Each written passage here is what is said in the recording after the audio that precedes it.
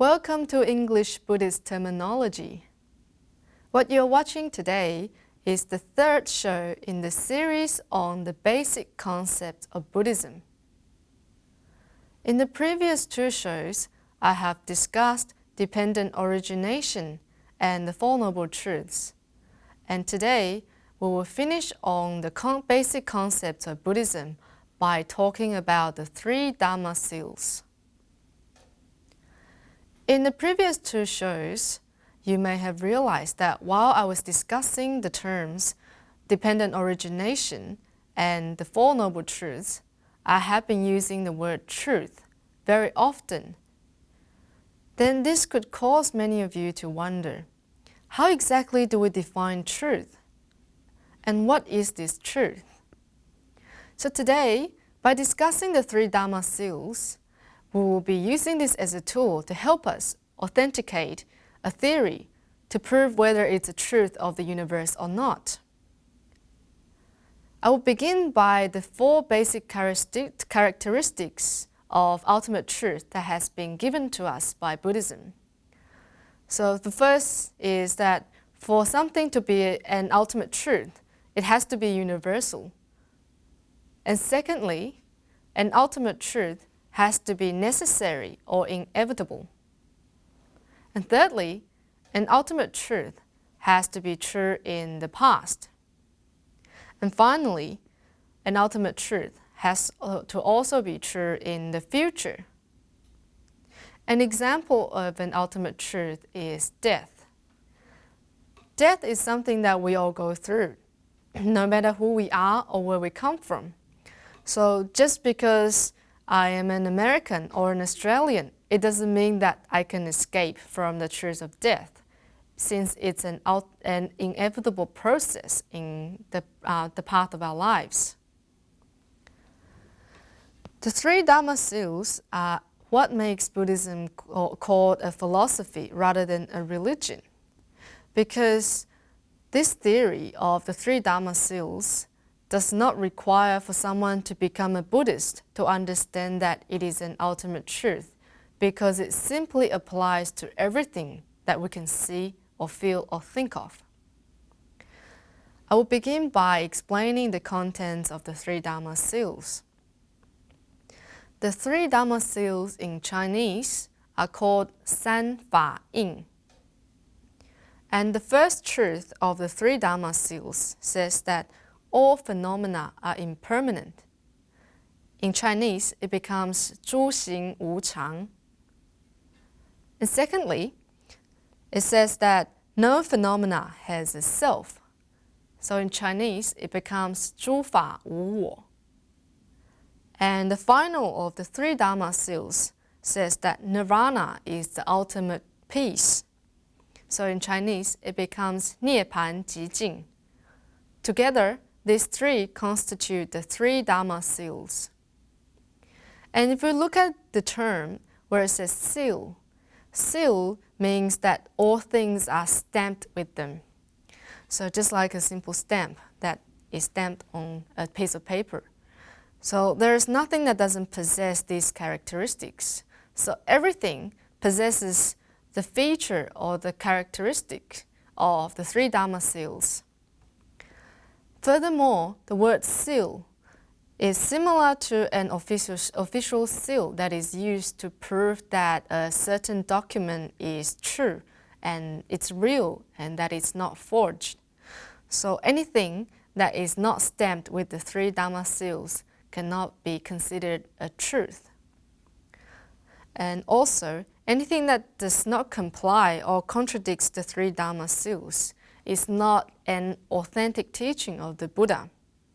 So even if the Buddha was to be heard saying a truth that contradicts the three Dharma seals, then this is not an ultimate truth.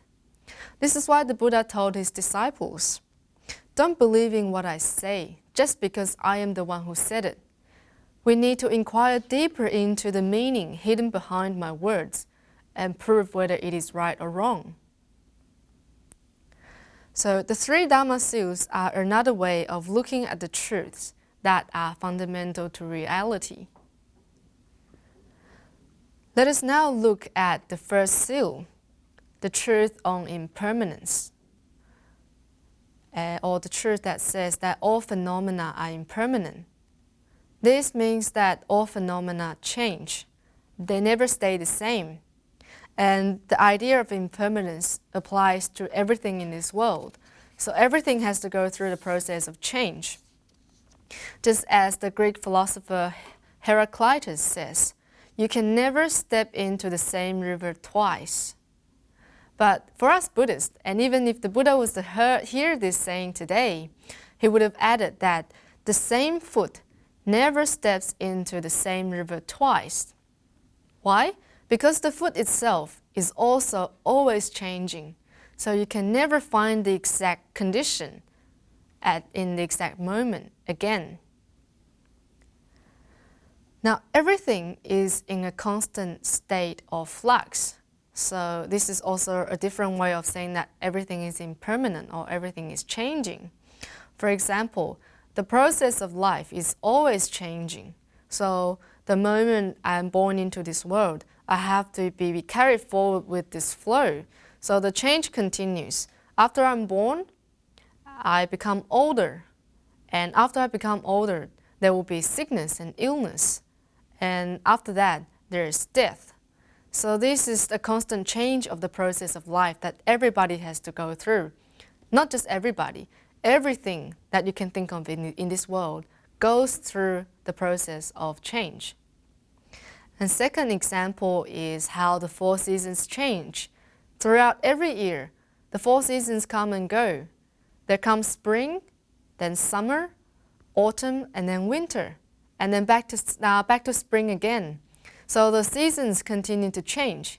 They never stay the same. And also plants are the same. When you plant a flower will grow. It will exist for a little while, and then when time comes, it will wilt. And while the flower goes away, the root is still there. So next year, when the right time comes again, the flower will grow, it will stay there, it will be beautiful for a little while, and then will wilt again, and so on. So this is a constant change, the constant process of change. So basically, to put it simply, it means that things are born, they abide, and then they die. So the stars in the sky, our thoughts, and all the living beings in this world live according to this theory of change. Therefore, nothing stays the same. So nothing is permanent. So everything is impermanent. There was a story that demonstrates the importance of the understanding on impermanence. Once there was a widow, and the only family she had was her son. Therefore, she put her every hope into this son. But one day, the village they live in was hit by a mysterious plague, and unfortunately, the son became ill and died. The woman became so upset that she refused to accept the fact that her son had died. So she held on to the dead body of her son and went all over the place, asking people, "Can you bring my son back to life? I love my son so much. Can you bring him back to me?" She did it as if she was crazy. So a lot of people started to feel sad for this woman. Therefore, one of them decided to take her to the Buddha because they knew that the Buddha could help this woman. So the Buddha said to her, "Dear lady, I know you have lost one of your most treasured possessions in your life. And there's one way that I can help you bring your son back to life. What I need you to do now is to go around the village and look for a thing called the lucky grass. And this lucky grass has to come from a household within which nobody ever died. And if you can find it, I can help bring your son back to life." So the woman did as the Buddha told her. She went door to door searching for this thing called lucky grass. She asked every family, "Has anyone ever died in your family?" And she always got the same answer in return, which was yes. And after doing so, she started to realize that death is an inevitable process in life. So she went back to the Buddha and said, "Dear Buddha, I now understand that everything is impermanent in this world." So from this story, we can see the importance of impermanence. and that it's simply a natural process in life. And what we need to do is simply let things change and let things go, because we know that the happiest life is lived within a life that operates not around suffering, but happiness. So this is a story about impermanence. Now, we're going to go into a short break, and after the break, we will continue. So don't go away.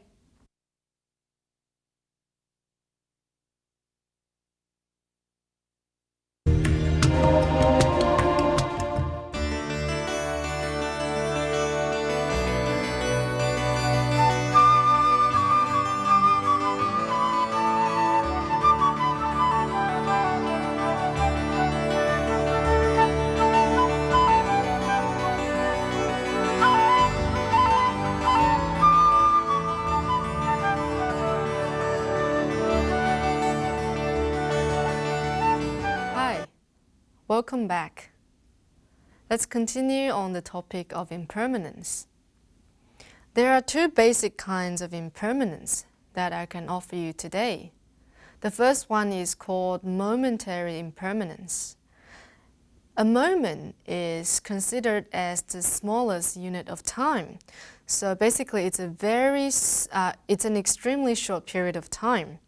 Just as the record of investigations of mysteries says that a moment is as long as one thought. A single snap of the fingers contains 60 moments. So if I just click my fingers like this, then 6 moments would have already passed. That's how short a moment can be. Furthermore, the Reign of Treasures Sutra says that the deluded mind is like so much running water. It rises and falls without ceasing. Like lightning, the moments come and go without ceasing. Therefore, our minds and our perceptions are constantly changing from one moment to the next. So that not only are our minds changing, but our bodies and everything in this universe are also constantly changing from one moment to the next. So when we look at things changing from one moment to the next, think about how short this moment can be. And if it really is what I've said before, if when I click my fingers like this, 60 moments pass, then imagine how many changes that we would have gone through in one day.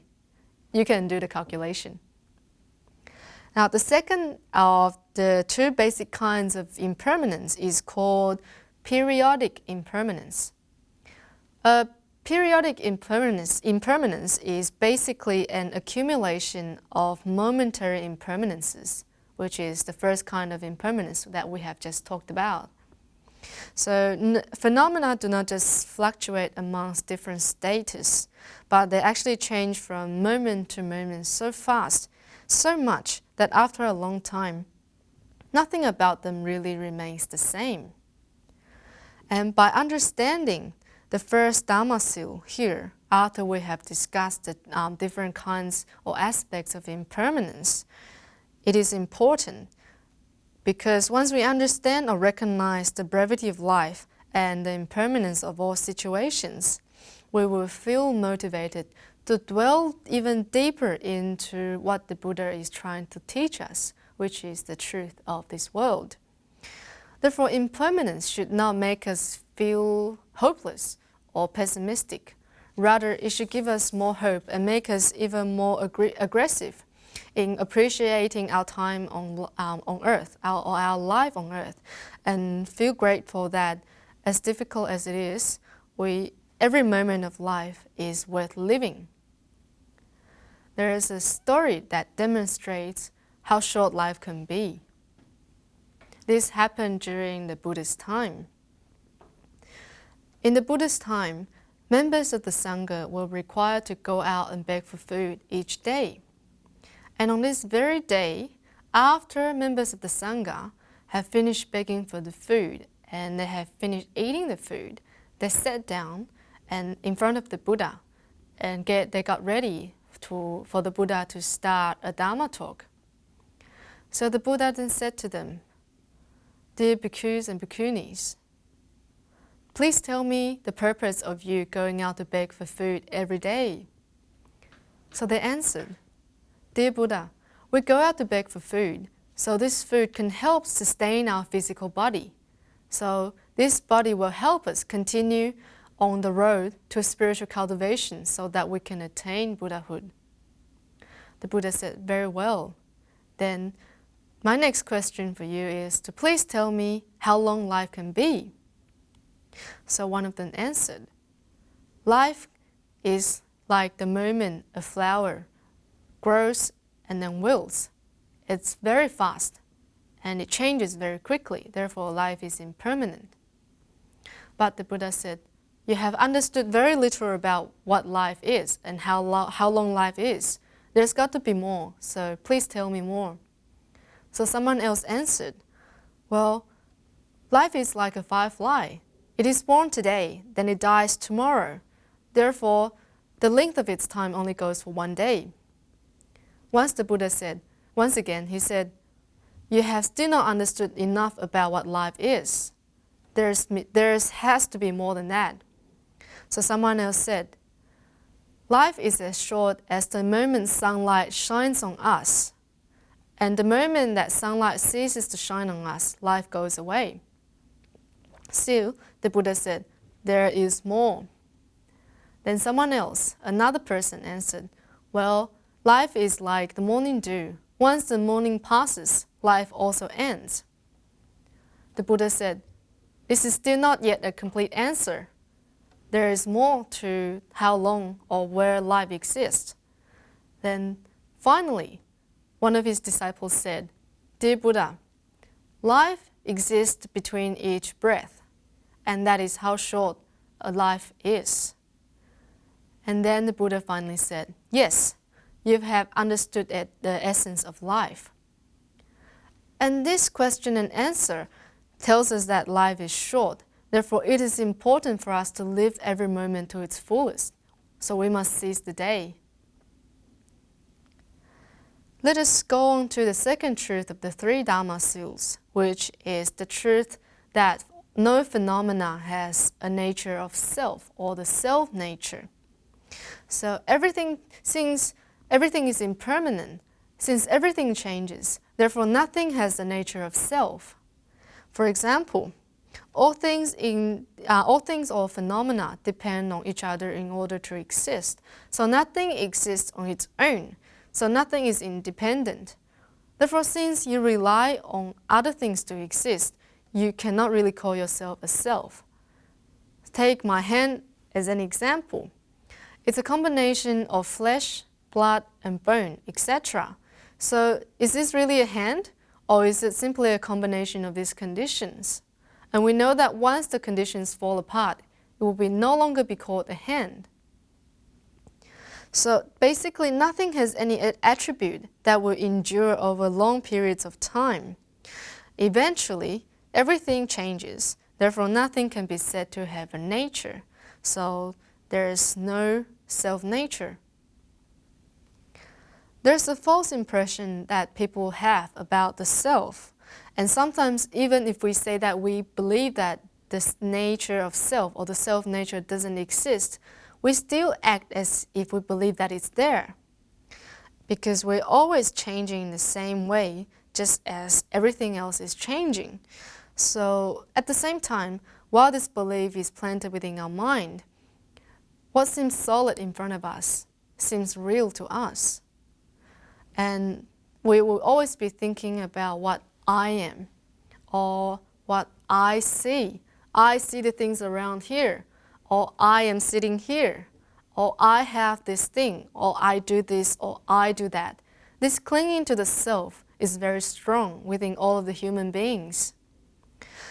And there is another false belief that the soul is eternal, as most of the world's religion maintain the exact opposite view towards this idea of the non-existence of the self-nature.